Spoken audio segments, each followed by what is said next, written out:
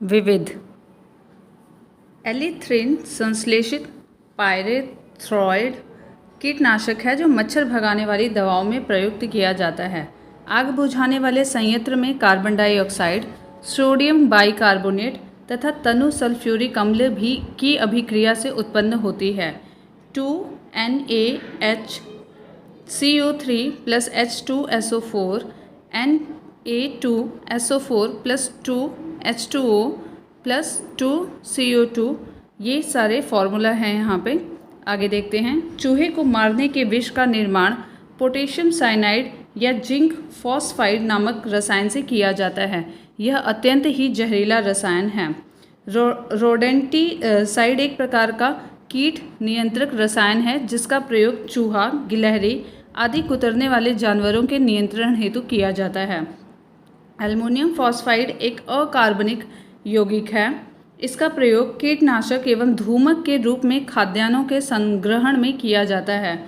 Mustard gas को शक्तिशाली रासायनिक हथियार के रूप में प्रयोग किया जाता है। इसका रासायनिक नाम डाइक्लोरो डाइइथाइल सल्फाइड है। इस प्राणघातक रसायन से त्वचा, आँख, फेफड़े एवं डीएनए कोशिकाएं सर्वाधिक प्रभावित होती हैं।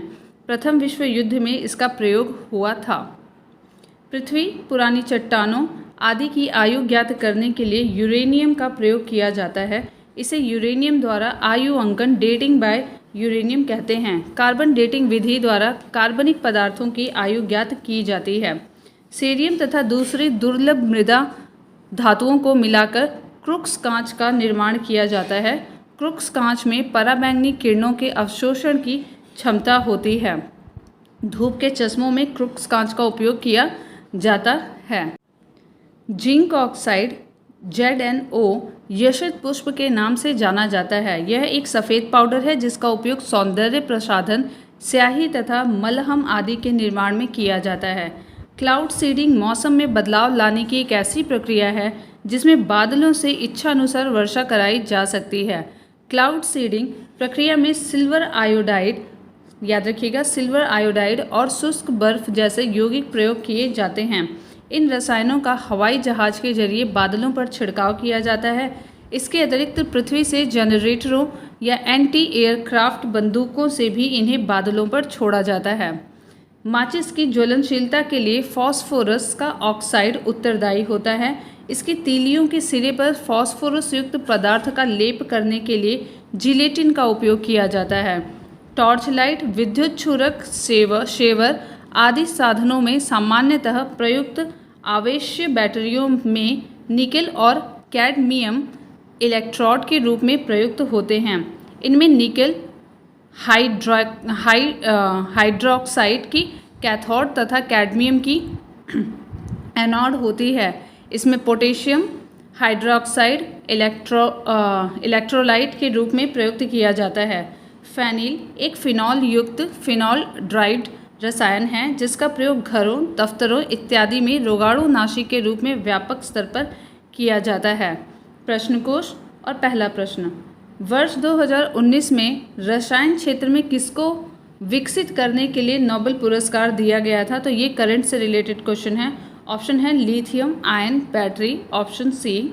एक्सप्लेनेशन, वर्ष 2019 में रसायन विज्ञान के क्षेत्र का नोबेल पुरस्कार लिथियम आयन बैटरी के विकास में महत्वपूर्ण भूमिका के लिए 3 वैज्ञानिकों को दिया गया था। यह सम्मान अमेरिका के John be good enough, British अमेरिकी के एम स्टैनली विटिंघम तथा जापान के अकीरा योशिनो को संयुक्त रूप से दिया गया था। वर्ष 2020 में रसायन विज्ञान के क्षेत्र का नोबेल पुरस्कार जीनोम एडिटिंग हेतु विधि CRISPR-Cas9 के विकास के लिए इमैनुअल चारपेंटियर जर्मनी एवं जेनिफर ए डुडना जो कि अमेरिका से हैं को प्रदान किया गया था। क्वेश्चन नंबर 2, निम्नलिखित कथन तथा कारण पर विचार कीजिए और नीचे दिए गए कूट की सहायता से सही उत्तर चुनिए। कथन ए, ओजोन जल के सूक्ष्म जीवों को मार देती है। सही है। कारण, ओजोन रेडियो एक्टिव नहीं है। दोनों ही चीज़ें सही है, लेकिन जो आर है कारण है वो कथन को सही रूप से स्पष्ट नहीं कर रहा है। तो यहाँ पे ऑप्शन बी सही होगा। ऑप्शन बी, उसका एक्सप्लेनेशन देखते हैं। कथन ए तथा आर दोनों सही हैं, परंतु आर ए की सही व्याख्या नहीं है। ओजोन अस्थायी होती है, अतः जल में मिलाते ही एक ऑक्सीजन परमाणु विलग कर देती है, जो ऑक्सीकरण द्वारा जीवाणुओं का हनन करती है। क्वेश्चन नंबर 3, निम्नलिखित में से कौन सा युग्म सुमेलित नहीं है? मैसान की खोज हिडेकी युकावा ने की थी, सही है। पॉजिट्रॉन की खोज C.D. एंडरसन और U.F. हैस ने की थी, सही है। सूर्य एवं तारों में ऊर्जा, ये बैथे ने बताया था।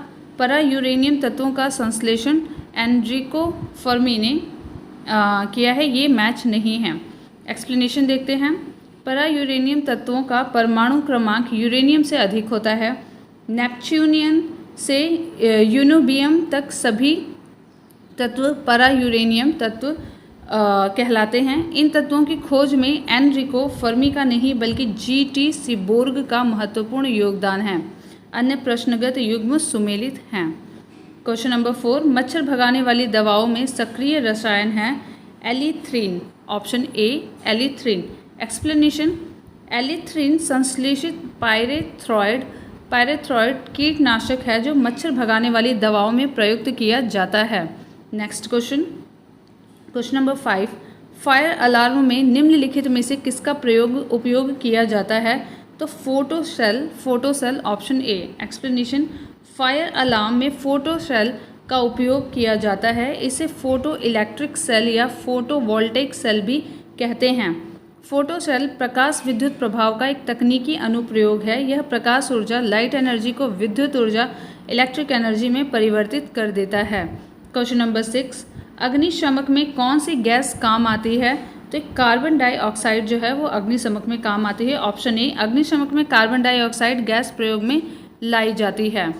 क्वेश्चन नंबर 7, आग बुझाने वाले संयंत्र में कार्बन डाइऑक्साइड किस अभिक्रिया से पैदा होती है? तो ये है सोडियम बाइकार्बोनेट तथा तनु सल्फ्यूरिक अम्ल से। Option C. एक्सप्लेनेशन, आग बुझाने वाले संयंत्र में कार्बन डाइऑक्साइड सोडियम बाइकार्बोनेट तथा तनु सल्फ्यूरिक अम्ल की अभिक्रिया से उत्पन्न होती है। यहाँ पे इसे फॉर्मूले के द्वारा दर्शाया गया है, देख लीजिएगा। क्वेश्चन नंबर 8, सोडा वाटर की बोतल खोलने पर निकलने वाली गैस है carbon dioxide. Option A. Explanation, soda water की बोतल खोलने पर निकलने वाली गैस कार्बन डाइऑक्साइड CO2 है, जो उच्च दाब पर सोडा बोतल में अंतःक्षेपित इन्फ्यूज की जाती है। नेक्स्ट क्वेश्चन, निम्नलिखित में से किस यौगिक का उपयोग अग्निरोधक कपड़ा बनाने में किया जाता है? तो aluminium sulphate. Option D aluminium sulphate. अग्निरोधक कपड़ा बनाने में एल्युमिनियम सल्फेट का प्रयोग किया जाता है। क्वेश्चन नंबर 10, निम्नलिखित में से कौन सा मच्छर प्रतिकर्षी के रूप में प्रयोग किया जाता है? तो पायरेथ्रम। एक्सप्लेनेशन, पायरेथ्रम एक प्राकृतिक कीटनाशक है जो मच्छरों के तंत्रिका तंत्र को प्रभावित कर उन्हें प्रतिकर्षित करता है। क्वेश्चन नंबर 11, मच्छर क्वाइल में प्रयोग होने वाला पायरेथ्रिन प्राप्त होता है एक बीजीय पौधे से। ऑप्शन एक बीजीय पौधे से। एक्सप्लेनेशन, पायरेथ्रिन प्राकृतिक कार्बनिक पदार्थ है, याद रखिएगा प्राकृतिक कार्बनिक पदार्थ है जिसमें कीटाणुनाशक क्षमता होती है और यह एक बीजीय पौधे से प्राप्त होता है। क्वेश्चन नंबर 12, चूहे मारने का जहर किस रासायनिक पदार्थ से बनता है? पोटेशियम साइनाइड से। ऑप्शन सी पोटेशियम साइनाइड से। एक्सप्लेनेशन, चूहे मारने के विष का निर्माण पोटेशियम साइनाइड तथा जिंक फॉस्फाइड नामक रसायन से किया जाता है। यह अत्यंत ही जहरीला रसायन है। क्वेश्चन नंबर 13, निम्नलिखित में से किसे चूहा विष के रूप में प्रयोग किया जाता है? Option D zinc phosphide. Question number 14, rodenticide वह रसायन है जिनका प्रयोग किया जाता है नियंत्रण करने के लिए। पहला ऑप्शन चमगादड़ों का, बंदरों का, चूहों का। तो यहाँ पे ऑप्शन सी सही है, चूहों का। एक्सप्लेनेशन, रोडेंटिसाइड एक प्रकार का कीट नियंत्रक रसायन है जिसका प्रयोग चूहों, गिलहरी आदि कुतरने वाले जानवरों के नियंत्रण हेतु किया जाता है। क्वेश्चन नंबर 15, एल्युमिनियम फॉस्फाइड का प्रयोग किया जाता है। तो यहाँ पे स्टार बना हुआ है, आइए एक्सप्लेनेशन को देखते हैं। एल्युमिनियम फॉस्फाइड एक अकार्बनिक यौगिक है। इसका उपयोग कीटनाशक एवं धूमक के रूप में कारखानों के संग्रहण में किया जाता है। इसे चूहानाशक के रूप में भी प्रयोग किया जाता है। तो यहाँ पे ऑप्शन सी भी हो सकता है और डी भी। क्वेश्चन नंबर 16, निम्नलिखित में से कौन सा एक शाकनाशक का उदाहरण है? Sodium chlorate, option A. पहला, शाकनाशी ऐसे रसायन होते हैं जिनका प्रयोग कृषि क्षेत्र में अवांछित खरपतवारों को नष्ट करने के लिए किया जाता है। इनका प्रमुख उदाहरण है sodium chlorate NaClO3। Question number 17, समस्थानिक संबंध है, ये है फॉसिल जीवाश्म के आयु निर्धारण से। Option C. एक्सप्लेनेशन, वर्ष 1942 में WF लिब्बी ने सुझाव रखा था कि कार्बन युक्त सजीव पदार्थों में कार्बन 14 रेडियो आइसोटोप की एक निश्चित किंतु अल्प मात्रा रहती है, जो कि कॉस्मिक किरणों से प्राप्त न्यूट्रॉनों और वायुमंडलीय नाइट्रोजन के बीच अभिक्रिया से निर्मित होते हैं। अतः ऐसे पदार्थों में C14 का अनुपात ज्ञात करके उनकी अर्धवायु के आधार पर उनकी आयु निर्धारित की जा सकती है। इसे कार्बन डेटिंग या रेडियो कार्बन तिथि निर्धारण कहा जाता है। इस विधि से जीवाश्मों का काल निर्धारण किया जाता है। क्वेश्चन नंबर 18, काष्ठ, अस्थि और शंख के पुरातत्वीय नमूनों का काल निर्धारण करने के लिए निम्नलिखित में से कौन सा अपनाया जाता है? Carbon 14, option C. Question number 19, carbon dating का प्रयोग किसकी उम्र निर्धारित करने के लिए किया जाता है? तो ये था फॉसिल्स का, ऑप्शन सी। क्वेश्चन नंबर 20, रेडियोधर्मी डेटिंग एक प्रक्रिया है जिससे मापा जाता है चट्टानों की उम्र। रेडियोधर्मी डेटिंग प्रक्रिया की सहायता से चट्टानों की आयु का पता लगाया जाता है। क्वेश्चन नंबर 21, पृथ्वी की आयु का मापन निम्न में से किस विधि द्वारा किया जाता है? तो ये है यूरेनियम विधि द्वारा पृथ्वी की आयु का मापन किया जाता है। एक्सप्लेनेशन, पृथ्वी पुरानी चट्टानों आदि की आयु ज्ञात करने के लिए यूरेनियम का प्रयोग किया जाता है। इसे यूरेनियम द्वारा आयु अंकन, डेटिंग बाय यूरेनियम कहते हैं। कार्बन डेटिंग विधि द्वारा कार्बनिक पदार्थों की आयु ज्ञात की जाती है। क्वेश्चन नंबर 22, एक कार्बन क्रेडिट समतुल्य है 1000 किलोग्राम CO2 के बराबर, ऑप्शन सी। एक्सप्लेनेशन, अंतर्राष्ट्रीय उत्सर्जन व्यापार के तहत देशों को यह अनुमति दी गई है कि अगर वे अपने लिए तय उत्सर्जन कटौती का पालन नहीं कर पाते हैं तो इसे पूरा करने के लिए अंतर्राष्ट्रीय कार्बन डेटिंग बाजार से इसे खरीद सकते हैं। अतिरिक्त यूनिट की कटौती करने वाले देश इसे उन देशों को बेच सकते हैं जो कम कटौती कर रहे हैं। इससे कार्बन क्रेडिट कहलाने वाली नई कार्बन मुद्रा अस्तित्व में आई। एक carbon credit 1 ton 1000 kilogram carbon dioxide या उसके समतुल्य गैसों के बराबर होता है। क्वेश्चन नंबर 23, निम्नलिखित प्रकार के कांचों में से कौन सा एक पराबैंगनी किरणों को विच्छेदन कर सकता है? तो ये है क्रुक्स कांच, ऑप्शन डी। एक्सप्लेनेशन, सेरियम तथा दूसरी दुर्लभ मृदा धातुओं को मिलाकर क्रुक्स कांच का निर्माण किया जाता है। क्रुक्स कांच में पराबैंगनी अल्ट्रावायलेट किरणों के अवशोषण की क्षमता होती है। चूँकि पराबैंगनी किरणें हमारी आँखों को नुकसान पहुँचाती हैं, इसलिए धूप के चश्मों में क्रुक्स कांच का उपयोग किया जाता है। क्वेश्चन नंबर 24, निम्नलिखित में से कांच का कौन सा प्रकार पराबैंगनी किरणों को काटता है? तो ये है ऑप्शन डी, क्रुक्स कांच। क्वेश्चन नंबर 25, BRIT भारत सरकार निम्नलिखित में से किस एक के साथ कार्यरत है? ऑप्शन सी, समस्थानिक प्रौद्योगिकी के साथ। एक्सप्लेनेशन, 10 मार्च 1989 को परमाणु ऊर्जा विभाग की व्यावसायिक इकाई के रूप में विकिरण एवं आइसोटॉप प्रौद्योगिकी board BRIT, board of radiation and isotope technology की स्थापना हुई। इसका मुख्यालय वाशी, नवी मुंबई में है। स्वास्थ्य, रक्षा उद्योग, कृषि एवं अनुसंधान क्षेत्रों में समस्थानिक प्रौद्योगिकी अनुसंधान में ब्रिट का सराहनीय योगदान रहा है। ब्रिट अनेकानेक उत्पादों, सेवाओं, विकिरण उपकरणों द्वारा राष्ट्र को प्रगति एवं विकास के नए मार्ग प्रदीप्त कर रहा है। निम्नलिखित में से कौन सा, क्वेश्चन नंबर 26, निम्नलिखित में से कौन सा एक यशद पुष्प फिलोसोफर्स वुल कहलाता है? तो ये था zinc oxide, option C. Explanation, zinc oxide यशद पुष्प के नाम से जाना जाता है। यह एक सफ़ेद पाउडर है जिसका उपयोग सौंदर्य प्रसाधन, स्याही तथा मलहम आदि के निर्माण में किया जाता है। क्वेश्चन नंबर 27, मूत्रालयों के पास प्राय नाक में चुभने वाली गंध का कारण है ammonia. Option C ammonia. Explanation, इस प्रकार की गंध का मुख्य कारण अमोनिया है। मूत्र के मुख्य संघटक हैं पानी 95%, सोडियम 0.4%, अमोनिया 0.05%, फॉस्फेट 0.6%, यूरिया 2%, शेष क्रिएटिन, सल्फेट, ब्लिनोजेन और कास्टस आदि। क्वेश्चन नंबर 28, मृत मछली से निकलने वाली दुर्गंध किन यौगिकों के कारण होती है? तो ये है अमीनो यौगिक के कारण। एक्सप्लेनेशन, ट्राइमेथिल एमीन एक तृतीयक एमीन है जो संरचनात्मक रूप से अमीनो यौगिक हैं, जिसमें अमोनिया का प्रत्येक हाइड्रोजन परमाणु एक मैथिल समूह से प्रतिस्थापित होता है। मृत मछलियों से निकलने वाली दुर्गंध इन्हीं यौगिकों की उपस्थिति के कारण होती है। Question number 29, Brookhaven National Laboratory के वैज्ञानिक दल, जिसमें भारतीय वैज्ञानिक भी सम्मिलित ने एंटी हीलियम केंद्रक के रूप में सबसे भारी एंटी द्रव्य उत्पन्न किया है। एंटी द्रव्य उत्पन्न करने की क्या क्या विविधताएं हैं? पहला, यह खनिज पूर्वेक्षण और तेल की खोज को अधिक आसान और कम महंगा बना देगा। दूसरा, यह एंटी द्रव्य से निर्मित तारों और आकाश गंगाओं के होने की संभावना की जांच करने में सहायक होगा।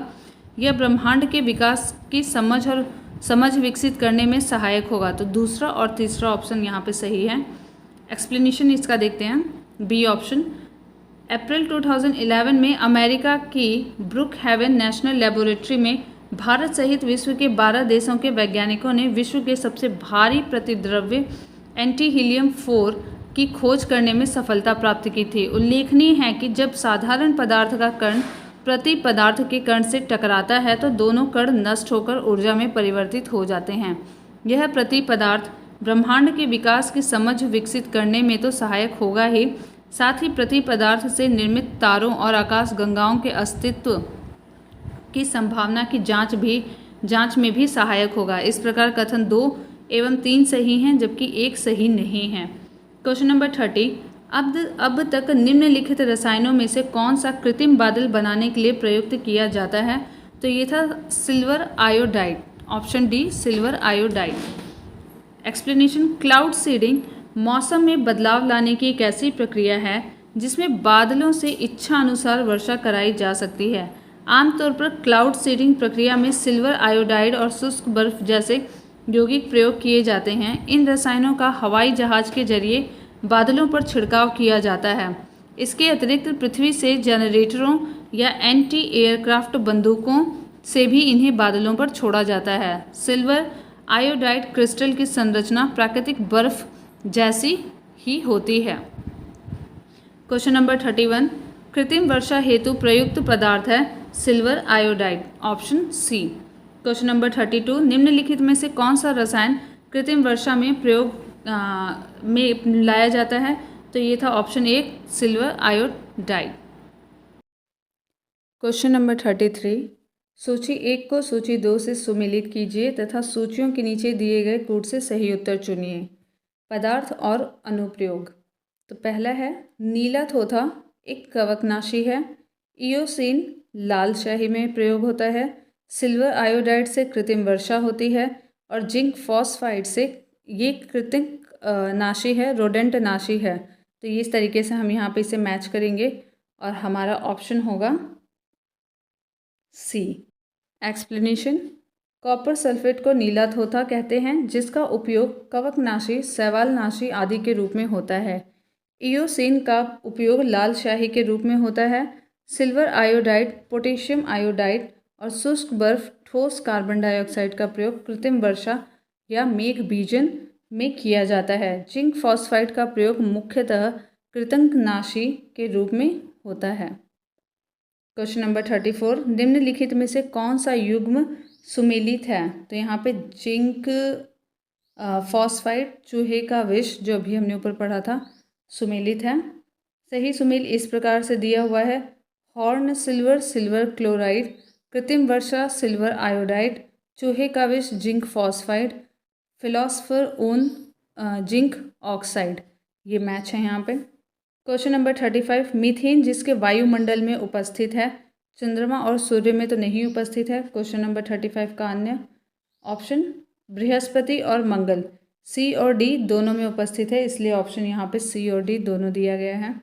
एक्सप्लेनेशन, बृहस्पति के वायुमंडल में 90% हाइड्रोजन, 10% हीलियम और 0.7% मीथेन और अत्यल्प मात्रा में अमोनिया, सल्फर और जलवाष्प मौजूद हैं। सर्वप्रथम नासा के गोडार्ड अंतरिक्ष उड़ान केंद्र के एक दल ने वर्ष 2003 में मंगल के वायुमंडल में मीथेन की उपस्थिति की पुष्टि की थी। पुनः मार्च 2004 में मार्स एक्सप्रेस ऑर्बिटर तथा हवाई द्वीप स्थित कनाडा फ्रांस हवाई दूरबीन ने भी मंगल के वायुमंडल में मीथेन की उपस्थिति की पुष्टि की थी। क्वेश्चन नंबर 36, सूची 1 को सूची 2 से सुमेलित कीजिए तथा सूचियों के नीचे दिए गए कोड का प्रयोग करते हुए सही उत्तर का चयन कीजिए। पहली सूची और दूसरी सूची। तो यहाँ पे लोहा जो है वो हीमोग्लोबिन में पाया जाता है, सीसा संचयन बैटरी, चांदी फोटोग्राफी, तांबा तड़ित चालक। आइए यहाँ पे ऑप्शन देखते हैं। ऑप्शन डी सही है, आप मैच करा लीजिएगा। एक्सप्लेनेशन, तड़ित चालक लाइटनिंग कंडक्टर एक धातु की चालक छड़ होती है जिसे ऊंचे भवनों की आकाशीय विद्युत से रक्षा के लिए लगाया जाता है। यह छड़ मुख्यतः कॉपर या एल्युमिनियम की होती है। हीमोग्लोबिन पृष्ठवंशियों की लाल रक्त कोशिकाओं और कुछ अपृष्ठवंशियों के ऊतकों में पाया जाने वाला लौह युक्त ऑक्सीजन का परिवहन करने वाला धातु प्रोटीन है। संचायक बैटरी गीले सेलों से तैयार होती है। इसमें हर एक सेल में शीशे की प्लेटें एवं लेड पर ऑक्साइड की प्लेटें लगी होती हैं और पानी तथा अम्ल का मिश्रण भरा रहता है। सिल्वर ब्रोमाइड फोटोग्राफी में प्रयुक्त होता है। नेक्स्ट क्वेश्चन, क्वेश्चन नंबर 37, यहाँ पे भी सूचियों का मिलान है। तो यहाँ पे आधे ऑप्शंस यहाँ पे दिए हैं और आधे ऑप्शंस यहाँ पे दिए हैं। आप पॉज करके एक बार इसे देख लीजिएगा और हम डायरेक्ट इसके आंसर्स को मैच करते हैं। जैसे जर्मन सिल्वर एक मिश्र धातु है, तो यहाँ पे डी का 2 से मैच कराएंगे और एक्सप्लेनेशन ही देख लेते हैं सीधा। मॉर्फिन का प्रयोग दर्द निवारक के रूप में किया जाता है। सोडियम धातु का इलेक्ट्रॉनिक विन्यास 281 है। इसकी सबसे बाहरी कक्षा में केवल एक इलेक्ट्रॉन की उपस्थिति के कारण यह बहुत ही अभिक्रियाशील धातु है तथा वायु में उपस्थित ऑक्सीजन से अभिक्रिया करके सोडियम ऑक्साइड या सोडियम सुपर ऑक्साइड बनाती है। सोडियम को इसके मूल रूप में बनाए रखने के लिए केरोसिन तेल में रखा जाता है। बोरिक एसिड बोरॉन का दुर्बल अम्ल है तथा इसका प्रयोग एंटीसेप्टिक, कीटनाशी आदि के रूप में किया जाता है। जर्मन सिल्वर मिश्र धातु है जिसमें 60% कॉपर, 20% निकेल और 20% जिंक होता है।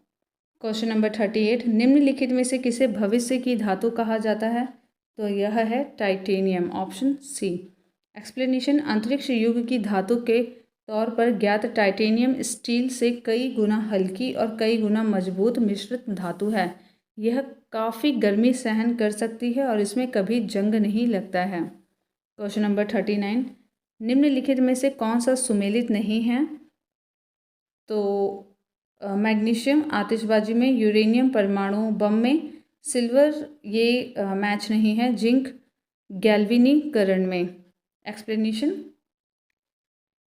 यहाँ पे सही सुमेल इस तरीके से दिया हुआ है। मैग्नीशियम आतिशबाजी, यूरेनियम परमाणु बम, टंगस्टन इलेक्ट्रिक बल्ब में यूज़ होता है, जिंक गैल्वेनीकरण में यूज़ होता है। चांदी विद्युत का सबसे अच्छा चालक है। तो इस तरह से सी जो था वो सुमेलित नहीं था। क्वेश्चन नंबर 40, रासायनिक दृष्टि से सिंदूर है मर्क्यूरिक सल्फाइड, ऑप्शन सी। सिंदूर का रासायनिक नाम मर्क्यूरिक सल्फाइड है, HGS। नेक्स्ट क्वेश्चन नंबर 41, रासायनिक दृष्टिकोण से सिंदूर है, तभी हमने ऊपर पढ़ा था इसे, mercury sulphide, option D. Question number 42, शुष्क धुलाई में किसका प्रयोग होता है? तो यहाँ पे पेट्रोल, अल्कोहल, बेंजीन उपर्युक्त सभी चारों का ही प्रयोग, तीनों का ही प्रयोग होता है, इसलिए चारों ऑप्शन सही हैं, तीनों ऑप्शन सही हैं, ऑप्शन डी। शुष्क धुलाई यानी कि ड्राई क्लीनिंग में बेंजीन, पेट्रोल तथा अल्कोहल उपयुक्त सभी का प्रयोग किया जाता है। क्वेश्चन नंबर 43, लाल स्याही बनाई जाती है तो ये था ईओसिन से, ऑप्शन डी, ईओसिन से लाल स्याही बनाई जाती है। एक्सप्लेनेशन, ईओसिन एक टेट्राब्रोमोफ्लोरिसिन है। अधिकतर लाल स्याहियाँ ईओसिन का तनु विलयन होती हैं। क्वेश्चन नंबर 44, निम्नलिखित में से कौन सा रंग सोडियम क्रोमेट द्वारा आपूर्त होता है? तो ये होता है लाल रंग। लाल रंग सोडियम क्रोमेट द्वारा आपूर्त होता है। क्वेश्चन नंबर 45, सूची 1 को सूची 2 से सुमेलित कीजिए। सूचियों के नीचे दिए गए कूट की सहायता से सही उत्तर का चयन कीजिए। यहाँ 2 सूचियाँ हैं, इसमें मैच करना है। तो एसीटोन जो होता है वो नाखून पॉलिश अपसारक है। कार्बन टेट्राक्लोराइड जो है वो अग्निशामक है। हाइड्रोजन पेरोक्साइड जो है वो घावों की मरहम पट्टी के लिए यूज़ होता है। द्रव्य अमोनिया प्रशीतक के रूप में प्रशीतक में यूज़ होता है। आप इसको मैच करा लीजिएगा। हम एक्सप्लेनेशन देखते हैं। एसीटोन नाखून पॉलिश अपसारक है। कार्बन टेट्राक्लोराइड अग्निशामक है। हाइड्रोजन पेरोक्साइड घावों की मरहम पट्टी के लिए। द्रव्य अमोनिया प्रशीतक में यूज़ होता है। क्वेश्चन नंबर 46, निम्न में से कौन सा एक युग्म सुमेलित नहीं है? तो वो है सी, हाइड्रोक्लोरिक एसिड संचयन सेल, ये मैच नहीं है। बाकी पोटेशियम क्लोरेट माचिस में, मैग्नीज डाइऑक्साइड शुष्क सेल में, यूरेनियम परमाणु बम में यूज़ होता है। एक्सप्लेनेशन, संचायक सेल एक्यूमुलेटर सेल में सल्फ्यूरिक एसिड का प्रयोग होता है। अन्य प्रश्नगत युग्म सही सुमेलित हैं। क्वेश्चन नंबर 47, माचिस बनाने में निम्न मुख्य वस्तुओं एलिमेंट्स में से किसका प्रयोग किया जाता है? तो ये हमने पढ़ा था फॉस्फोरस, ऑप्शन बी। एक्सप्लेनेशन, आमतौर पर माचिस की तीली आसानी से आग पकड़ने वाली लकड़ी की बनी होती है। इसके एक सिरे पर किसी फॉस्फोरस युक्त पदार्थ का लेप किया गया होता है। माचिस की तीलियों के सिरे पर फॉस्फोरस युक्त पदार्थ का लेप करने के लिए जिलेटिन का उपयोग किया जाता है। क्वेश्चन नंबर 48, निम्नलिखित में से किसका उपयोग दिया सलाई के निर्माण में किया जाता है? तो ये था लाल फॉस्फोरस, ऑप्शन सी। एक्सप्लेनेशन, दिया सलाई माचिस बनाने में लाल फॉस्फोरस और फॉस्फोरस ट्राइसल्फाइड का उपयोग होता है। निरापद दिया सलाइयाँ बनाने में चीड़ की लकड़ी की सलाइयों से सिरे पर potassium chlorate, red lead, antimony sulphide और गोंद का मिश्रण लगाया जाता है और रगड़ने वाली सतह अर्थात डिब्बी पर लाल फॉस्फोरस, एंटीमनी सल्फाइड, कांच का चूर्ण और गोंद का मिश्रण लगाया जाता है। क्वेश्चन नंबर 49, निम्नलिखित तत्वों में से कौन जब वायु तथा अंधेरे में रखा जाता है तो स्वतः दीप्त हो उठता है? श्वेत फॉस्फोरस, ऑप्शन बी। अंधेरे में सफ़ेद फॉस्फोरस को वायु में रखने पर उसमें से पीला हरा प्रकाश उत्सर्जित होता है और सफ़ेद ध्रुव बनते हैं जिनकी गंध लहसुन जैसी होती है। सफ़ेद फॉस्फोरस की इस दीप्ति ग्लो को रासायनिक संदीप्त कहते हैं। वायु से बचाने के लिए सफ़ेद फॉस्फोरस को जल में रखा जाता है क्योंकि साधारण ताप पर वायु में यह स्वतः जलने लगता है। Question number 50, carbon nano tubes CNTS किस से बनाई जाती है? तो ऑप्शन बी, आइजिमा से बनाई जाती है। आइए इसका एक्सप्लेनेशन को देखते हैं। ऑप्शन बी, सुमियो आइजिमा एक जापानी भौतिकविद हैं जिन्हें कार्बन नैनो ट्यूब्स का आविष्कारक माना जाता है। क्वेश्चन नंबर 51, भारत में निम्न ताप ऊष्मीय विलवणीकरण सिद्धांत पर आधारित प्रतिदिन 1 लाख लीटर अलवण जल उत्पादन के लिए प्रथम विलवणीकरण संयंत्र कहाँ प्रारंभ किया गया था? तो यह था कवरत्ती, ऑप्शन ए। विश्व का प्रथम निम्न ताप ऊष्मीय विलवणीकरण संयंत्र भारत के लक्षद्वीप के कवरत्ती नगर में स्थापित किया गया है। यह प्रतिदिन 1 लाख लीटर अलवण जल उत्पादन करेगा। क्वेश्चन नंबर 52, भारत में जल विलवणीकरण संयंत्र स्थित है लक्षद्वीप में, कवरत्ती में, जिसे हमने पढ़ा था। एक्सप्लेनेशन, भारत का पहला निम्न तापीय जल विलवणीकरण संयंत्र 2005 में कवरत्ती लक्षद्वीप में स्थापित किया गया। क्वेश्चन नंबर 53, कौन सा रसायन क्षारीय भूमि सुधारक के रूप में कार्य करता है? तो ये था calcium sulphate. Calcium sulphate, option B. क्षारीय मृदाओं में विनिमय योग्य सोडियम की मात्रा अधिक होती है, जिससे पौधों की वृद्धि में बाधा पहुंचती है।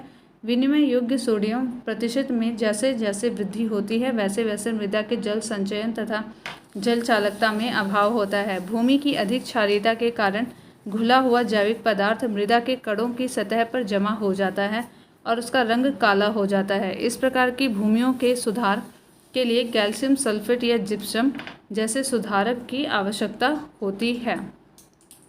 क्वेश्चन नंबर 54, निम्नलिखित में से कौन सा मृदा से संबंधित है? तो ये है edaphic option A. Explanation, edaphic मृदा की भौतिक एवं रासायनिक विशेषताओं से संबंधित है। क्वेश्चन नंबर 55, पौधों की वृद्धि के संबंध में निम्नलिखित में से कौन मैक्रोन्यूट्रिएंट है? Option A potassium. एक्सप्लेनेशन, कुछ ऐसे पोषक तत्व हैं जिनकी पादप वृद्धि एवं स्वास्थ्य हेतु अत्यंत अल्प मात्रा में आवश्यकता होती है। इन्हें सूक्ष्म पोषक तत्व कहते हैं। Manganese, copper, boron, iron, chlorine, molybdenum तथा जिंक को सूक्ष्म पोषक तत्व कहा जाता है, जबकि पोटेशियम स्थूल पोषक तत्व हैं। क्वेश्चन नंबर 56, द्रवित ऑक्सीजन या द्रवित हाइड्रोजन को औद्योगिक स्तर पर प्राप्त करने में प्रयुक्त प्रौद्योगिकी कहलाती है cryogenics. Option D cryogenics. Cryogenics वह प्रौद्योगिकी है जिसके द्वारा द्रवित ऑक्सीजन या द्रवित हाइड्रोजन को औद्योगिक स्तर पर प्राप्त किया जाता है। एक क्रायोजेनिक वायु शोधन संयंत्र में हवा में पाई जाने वाली प्राकृतिक ऑक्सीजन के आंशिक आसवन द्वारा द्रवित ऑक्सीजन प्राप्त की जाती है। द्रवित ऑक्सीजन का प्रयोग अंतरिक्ष रॉकेटों में किया जाता है। क्वेश्चन नंबर 57, ध्रुव पर्दे युद्ध में छिपने या शत्रु को छलने के लिए प्रयोग में लाए जाते हैं। ध्रुव पर्दे प्राय किसके वायु में परिक्षिप्त सूक्ष्म कणों के बने होते हैं? तो ये है titanium oxide. Option C titanium oxide. ध्रुव पर्दे वायु में टाइटेनियम ऑक्साइड के अति सूक्ष्म कणों के कोलाइड प्रकीर्ण से बने होते हैं। क्वेश्चन नंबर 58, निम्नलिखित में से कौन सा सही नहीं है? पहला ऑप्शन, विकास का सिद्धांत प्रतिपादित किया गया था चार्ल्स डार्विन द्वारा, यह सही है।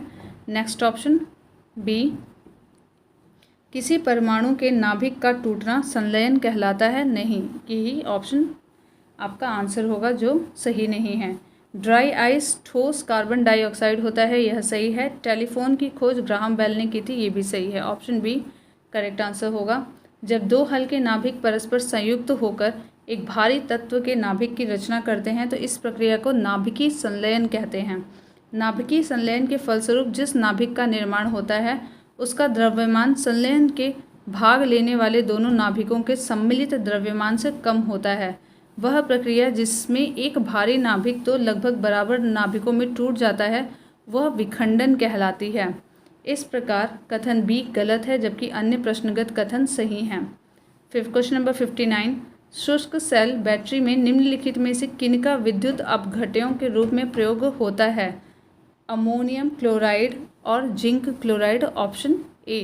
एक्सप्लेनेशन, शुष्क सेलों में अमोनियम क्लोराइड और जिंक क्लोराइड का विद्युत अपघट्यों के रूप में प्रयोग होता है। शुष्क सेल में जस्ते का एक बर्तन होता है जिसमें मैंगनीज डाइऑक्साइड, नौशादर, अमोनियम क्लोराइड, कार्बन आदि का मिश्रण भरा होता है। इसमें कार्बन की छड़ एनोड का कार्य करती है, जबकि स्वयं जस्ते का बर्तन कैथोड का कार्य करता है।